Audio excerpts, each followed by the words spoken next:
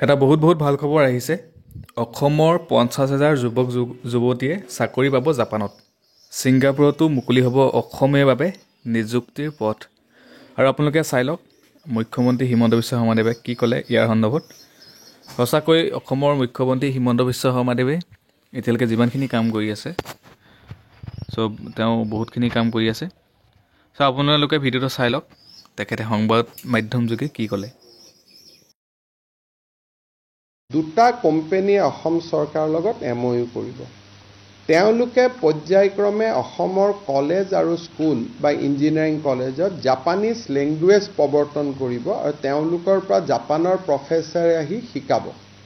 অসমে তেওঁলোকক থকাৰ সুবিধা দিব লাগিব আৰু তেওঁলোকে শিকাব। 9 মাহৰ কোৰ্চ কৰাৰ পিছত শিক্ষাৰ্থীজনে ইয়াতে এটা এক্সামিনেশ্যন চেণ্টাৰ হ'ব, জাপানৰ ওপৰত এক্সামিনেশ্যন চেণ্টাৰ, আৰু তাক পাছ কৰাৰ পিছত তেওঁলোকক জাপানত নিশ্চিত চাকৰি দি লৈ যাব। আৰু কোনোবাই যদি জাপানত যাব নোখোজে, ভাৰতত যিবিলাক জাপানী কোম্পানী আহিছে সেই জাপানী কোম্পানীবিলাকত চাকৰি দিব। কোনোবাই যদি বোলে মই ফেমিলি বা মই কিবা কাৰণত ভিছা নাপালোঁ, পাছপৰ্ট নাপালোঁ, so there will be two options. Either they will be able to work in the Japanese company in India or Southeast Asia. কোনোবা ভূটানত আছে, কোনোবা বাংলাদেশত আছে, কোনোবা মালদ্বীপত আছে, তাতো কৰিব পাৰিব, or they will be able to work in Japan. So initially they have indicated 50,000 যে অসমীয়া ল'ৰা ছোৱালী 50,000 তেওঁলোকে লৈ যাব পাৰিব। আৰু আমি যিমানখিনি সুবিধা ল'ব পাৰোঁ। ছিংগাপুৰৰ ইণ্টাৰেষ্ট হৈছে নাৰ্ছিঙত।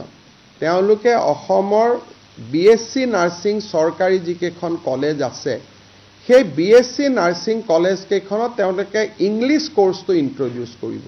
তেওঁলোকৰ এটা সিলেবাছ থাকিব, সিলেবাছটো আমি কৰিম, আৰু এম্বেচিয়ে যিমান ল'ৰা ছোৱালী সেই সিলেবাছটোত পাছ কৰিব ছিংগাপুৰ এম্বেচিয়ে লৈ গৈ তেওঁলোকক ছিংগাপুৰত চাকৰি দিব।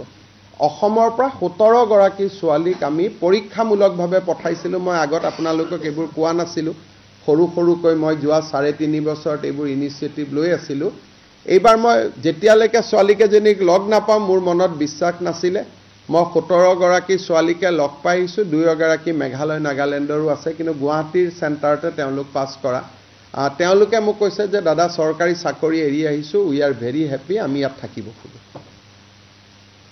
তেওঁলোকক আমাৰ প্ৰবাসী অসমীয়াসকলৰ লগতো লগাই দি আহিছোঁ যাতে এটা ছাপৰ্ট ছিষ্টেমত থাকিব পাৰে।